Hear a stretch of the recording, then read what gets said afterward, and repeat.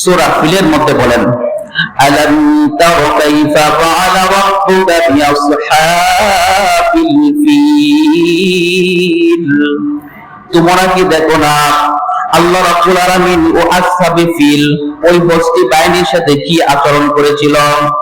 আলাম ইয়াজআল কাইদাহুম ফি তাদলিল, তারা যে চক্রান্ত করেছিল, তারা যে ষড়যন্ত্র করেছিল, আল্লাহ রাব্বুল আলামিন তাদের সকল ষড়যন্ত্রকে নাশাত করে দিয়েছিলেন। কেমনে? তারা যখন কাবা শরীফ ধ্বংস করবে এমন সময় আল্লাহ রাব্বুল আলামিন আসমানের মধ্যে কিছু পাখি প্রেরণ করলেন। ওই পাখিগুলা তাদের মুখ থেকে ছোট্ট ছোট্ট কঙ্কর নিক্ষেপ করলেন। এই কঙ্কর নিক্ষেপ করার ফলে এই কঙ্কর গুলা এত স্পিড ছিল, এই কঙ্কর গুলা যাদের মাথার উপরে পড়েছে তাদের মাথা থেকে সারা শরীর ছিদ্র হয়ে একেবারে নিচের দিক দিয়ে পড়েছে, অর্থাৎ যার উপর পড়েছে সেই ধ্বংস হয়েছে। এখন প্রশ্ন জাগে যে একটা পাখির মধ্যে আল্লাহ রাব্বুল আলামিন এত শক্তি কিভাবে দিয়েছেন? দেখেন, দুনিয়ার মধ্যে মানুষকে হত্যা করার জন্য একটা যন্ত্র আবিষ্কার করেছে, সেটার নাম হলো গুলি। সেই গুলিটা একটা ছোট্ট জিনিস, একটা লোহার তৈরি।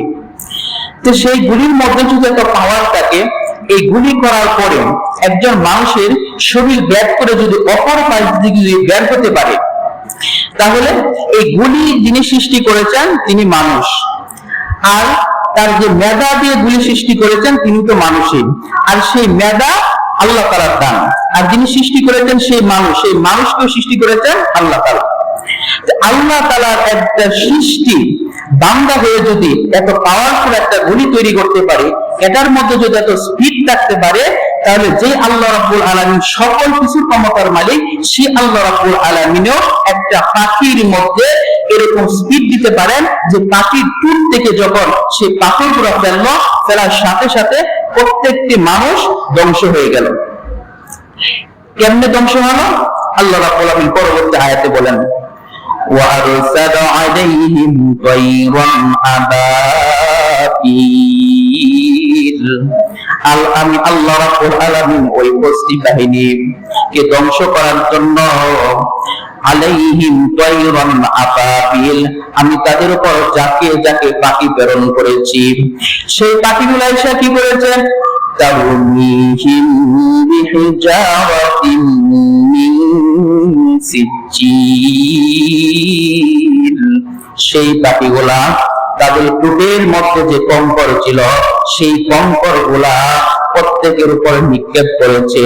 নিক্ষেপ করার পরে যারা হাতির মধ্যে ছিল, যারা সৈন্য সামন্ত ছিল, সকলেই একেবারে ধূলিসাৎ হয়ে যায়, সকলেই ধ্বংস হয়ে যায়। এখন প্রশ্ন জাগে, পাখিটা কেমন ছিল? আবাবিল হলো এমন ছোট পাখি, মুফাসসিরিনে কেরাম বলেন আবাবিল পাখিটা ছিল কবুতরের চাইতেও ছোট একটা পাখি। আর তাদের যে কঙ্করটা নিক্ষেপ করেছিলেন, সেই কঙ্করটা কিসের? হিজারাতুন অর্থ হলো পাথর। এটা যে কঙ্করটা নিক্ষেপ করেছিলেন সেটা ছিল পাথরের তৈরি। সিজ্জিল, সিজ্জিল করা হয় পুরা মাটি। একটা মাটিকে যখন পোড়ানো হয়, পোড়ার পরে এই মাটিটা যতটুকু শক্ত হয় এটাকে বলা হয় সিজ্জিল। তারা যে কঙ্করটা নিক্ষেপ করেছিল পাখিরা, সেই কঙ্করটা ছিল কোন কোন মুফাসসিরিনে কেরাম বলেন পাথর অথবা সিজ্জিল, অর্থাৎ পোড়া মাটি যেমন শক্ত সেরকম শক্ত ছিল। তো এইটা যাদের উপর পড়েছে তারা সকলেই ধ্বংস হয়েছে। ধ্বংস কেমন হয়েছে? আল্লাহ রাব্বুল আলামিন পরবর্তী আয়াতের মধ্যে বলেন, ফাজআলাহুম কাআসফিন মাকুল, আল্লাহ তাআলা তাদেরকে এমন ভাবে ধ্বংস করেছেন, কাআসফিন মাকুল, তারা তৃণভূমির মতো হয়েছে। আসফুন বলা হয় বসি, বসি খাওয়ার উপযুক্ত। বসি যারা গবাদি পশু রয়েছে তারা বসি খায়। তো এই বসিটা কেমন হয়? একটা চূর্ণ বিচূর্ণ ছোট ছোট হয়। আল্লাহ বলেন যে তাদেরকে ধ্বংস করার পরে তারা অবস্থাটা কেমন হয়েছে, আসফিন, একেবারে তারা বসির মতো হয়ে গিয়েছিল, মাকুল, যেটা খাবারের উপযুক্ত।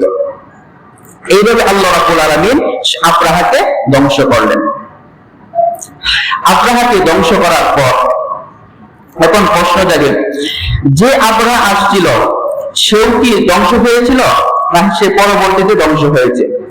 মুফাসসিরিনে কেরাম বলেন, যে আব্রাহা আসছিল কাবা শরীফ ধ্বংস করার জন্য, সেই আব্রাহা ওই সময় তার মৃত্যু হয় নাই। মৃত্যু কখন হয়েছে? একটা বিষয় মনে রাখবেন, যারা ইসলাম মুসলমানের উপর আঘাত করে, ইসলামী দাতব্য প্রতিষ্ঠানের উপর আঘাত করে, আল্লাহ রাব্বুল আলামিন তাদেরকে দুনিয়াতে লাঞ্ছিত, অপমানিত অবশ্যই করেন। এটা হলো বাস্তব সত্য। যে আব্রাহাকে ইচ্ছা করলে আল্লাহ রাব্বুল আলামিন ওই সময় এই বস্তি বাহিনীর সাথে মৃত্যু দিতে পারতেন, কিন্তু আব্রাহাকে ওই সময় মৃত্যু দেন নাই। কেননা সে যে কাবা শরীফের উপর যে হামলা করেছে, আর কাবা শরীফের হামলা করার কত বড় একটা গুনাহ, এটা কত বড় সাহসিকতার তার কাজ ছিল। আল্লাহ তাআলা তাকে অহংকারকে ধূলিসাৎ করার জন্য পরবর্তীতে তাকে অনেক লাঞ্ছিত অবস্থায় মৃত্যুদান করেছেন। লাঞ্ছিত অবস্থা কেমন? ওই আব্রাহার অসুস্থ হয়েছিল। অসুস্থ হওয়ার পরে তার শরীরটা এমন ভাবে পচে গিয়েছিল যে তার শরীরের প্রত্যেকটা আঙ্গুল খসে খসে পড়েছিল, শরীর থেকে এমনি চামড়াগুলো খসে খসে পড়েছে। আল্লাহ তাআলা তার শরীরের মধ্যে এমন ভাবে পচন ধরিয়েছিলেন। আর একটাই কারণ হলো, সে কাবা শরীফ ধ্বংস করার জন্য আসছিল। আরেকজন লোক ছিলেন, যার নাম হলো আবু রুগাল। আবু রুগাল ছিল ওই ব্যক্তি যিনি আব্রাহা যখন আসছিল কাবা শরীফ ধ্বংস করার জন্য, আবু রুগাল আব্রাহাকে পথ দেখিয়ে দিয়েছিল। আব্রাহা তো ইয়ামিন থেকে আসছিল এই মক্কার মধ্যে কাবা শরীফ ধ্বংস করার জন্য, সে তো এই পথ চিনে না, তার কাছে তো এই অচেনা পথ ছিল। তখন আবু রুগাল মক্কার একজন ব্যক্তি ছিল, সে আব্রাহাকে পথ দেখিয়েছিল যে এদিক দিয়ে কাবা শরীফে যাইতে হবে, এইখানে হলো কাবা, এইখানে যে তোমার কাবা শরীফ ধ্বংস করো। সেই আব্রাহা কে পথ দেখানোর জন্য আবু রুগালকে আল্লাহ রাব্বুল আলামিন কি পরিমাণ শাস্তি দিয়েছিলেন? আবু রুগালকে শেষ পর্যন্ত আল্লাহ রাব্বুল আলামিন লাঞ্ছিত, অপমানিত করে দুনিয়া থেকে বিদায় দেন। শুধু তাই নয়, শেষ পর্যন্ত আব্রাহা যখন মৃত্যুবরণ করার পর মানুষ তার কবরের উপর পাথর নিক্ষেপ করে। এখনো আরবের মধ্যে যারা রয়েছে, প্রত্যেক ব্যক্তি আব্রাহার কবরের মধ্যে এখনো মানুষ যায় পাথর নিক্ষেপ করার জন্য। এখনো মানুষ যখন রাস্তায় যায়, তখন সে আবু রুগালের কবরের মধ্যে পাথর নিক্ষেপ করে। কারণ কি? ওই সে আব্রাহাকে রাস্তা দেখিয়েছিল। তাহলে এই ইতিহাস থেকে আমাদের একটা বিষয় শিক্ষণীয় হলো যে দুনিয়াতে মানুষের উপর জুলুম না করা, দুনিয়াতে কোনো দাতব্য প্রতিষ্ঠানকে ধ্বংস বিধ্বস্ত করার চেষ্টা না করা। দুনিয়াতে যেই ব্যক্তি মানুষের উপর জুলুম করেছে, যারাই মানুষের উপর অত্যাচার করেছে, যারাই মানুষের উপর নির্যাতন করেছে, যে যেই সেক্টরের হোক না কেন, যে যেই পর্যায়ের হোক না কেন, আল্লাহ রাব্বুল আলামিন দুনিয়াতে তাদেরকে লাঞ্ছিত করেছেন, অপমানিত করেছেন। এটা ইতিহাস থেকে আমাদের শিক্ষণীয় একটা বিষয়।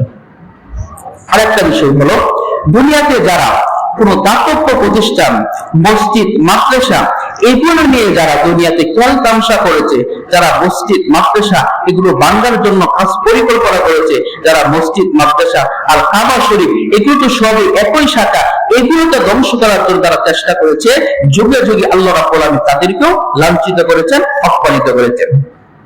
এই জন্য এই ইতিহাস থেকে আমাদের শিক্ষা নিতে হবে, আমরা কোনোদিন মসজিদ, মাদ্রাসা এবং দাতব্য প্রতিষ্ঠান যেগুলো রয়েছে এগুলোর উপর কোনোদিন আক্রমণ না করা, এগুলোর কোনোদিন ক্ষতি না করার চেষ্টা করা, এবং ক্ষমতার পাওয়ারে কোনোদিন মানুষের উপর জুলুম না করা। কারণ আল্লাহ রাসূল সাল্লাল্লাহু আলাইহি ওয়াসাল্লাম হাদিসের মধ্যে বলেন, আয-যুলমু যুলুমাতু ইয়াউমুল কিয়ামা, যে জুলুম করে কিয়ামতের ময়দানে তার অবস্থা হলো আল অন্ধকার। আর কিয়ামতের ময়দানে যদি আমার অন্ধকার হয়ে যায়, যদি আমার হিসাব নিকাশ যদি আমার কঠিন হয়ে যায়, তাহলে অবস্থাটা আমার ভয়াবহ হয়ে যাবে। এই জন্য আল্লাহ রাব্বুল আলামিন আমাদের সবাইকে কথাগুলো বলা, এগুলোর উপর আমল করার মতো তৌফিক দান করুন। একটা বিষয় হলো, আপনাদের মসজিদ আলহামদুলিল্লাহ আপনাদের সাহায্য সহযোগিতায় আলহামদুলিল্লাহ মসজিদের উন্নয়নের কাজ অনেক হচ্ছে এবং আরো উন্নয়নের কাজ বাকি রয়েছে। এগুলো আপনাদের এই প্রতিষ্ঠান, আপনাদের সাহায্য সহযোগিতার বরকতে মসজিদ অনেক উন্নত হয়েছে। আলহামদুলিল্লাহ মসজিদের ভিতরে এখন মোটামুটি একটা ভালো পরিবেশ হয়েছে। এখন সামনে আমাদের যে বিষয়টা প্রয়োজন সেটা হলো দরজা। এই দরজাগুলো যদি হয়ে যায় তাহলে আমাদের মসজিদের একটা সেফটি হয়ে যায়। এটা তো শুক্রবারে কালেকশনের বিষয় না, যেহেতু একটা বড় একটা অ্যামাউন্টের প্রয়োজন, এই জন্য আজকে কালেকশন করবো। শুধু এতটুকু বলবো যে হয়তো আপনাদের অনেকের আত্মীয় রয়েছে, অনেকে অস্ট্রেলিয়া সহ বিভিন্ন ভালো ভালো দেশে প্রবাসে থাকেন, ইতালি থাকেন। আপনাদের আত্মীয় স্বজনকে যদি বলেন যে আমাদের সনসারা এতিমখানা মসজিদের মোটামুটি কাজ হয়েছে, 2টা দরজার প্রয়োজন, হয়তো আপনাদের আত্মীয় স্বজনের মাধ্যমে আপনি ব্যবস্থা করতে পারেন, এবার আপনার সব পেয়ে যাবেন। এছাড়া আপনাদের অনেকের বন্ধু বান্ধব রয়েছে, অনেকে ফ্রেন্ড সার্কেল রয়েছে, অনেক প্রবাসী রয়েছে, তারা অনেক ভালো চাকরি করে অথবা প্রবাসে থাকে, কর্তৃত্বের মালিক। আপনি যদি তাদেরকে বলে যদি এটার ব্যবস্থা করতে পারেন তাহলে আপনারাও সব পেয়ে যাবেন। কেননা এক ব্যক্তি নামাজ আদায় করে না, আপনি ওই ব্যক্তিকে দাওয়াত দিয়ে নামাজে নিয়ে আসলেন, নিয়ে আসার কারণে ওই ব্যক্তি নামাজ আদায় করার কারণে যে সওয়াব পাবে, আল্লাহ রাব্বুল আলামিন আপনাকেও আপনার আমলনামায় সেই পরিমাণ সওয়াব দান করবে। আবার ওই ব্যক্তির আমলনামায় কোনো কমতি হবে না। ঠিক তেমনি একজন ব্যক্তিকে যদি আপনি নিয়ে আসেন, নিয়ে আসে যদি আপনি এটাকে দেখান, অথবা একজনের কাছ থেকে যদি দরজাগুলো নিয়ে আসেন, এই যদি আপনি মসজিদে এই কাজটা করেন, তাহলে ওই ব্যক্তি দেওয়ার দ্বারা যে পরিমাণ সওয়াব পাবে, আপনি যে তাকে দান করার রাস্তাটা দেখিয়ে দিয়েছেন, আল্লাহ রাব্বুল আলামিন আপনার আমলনামায় সেই পরিমাণ সওয়াব দান করবেন। এই জন্য আল্লাহ রাব্বুল আলামিন সবাইকে মসজিদের এই উন্নয়নের কাজে সাহায্য সহযোগিতা করার মতো চেষ্টা করুন। যারা 4 রাকাত তাওয়াল জুম্মা পড়ি নাই, পড়েনি।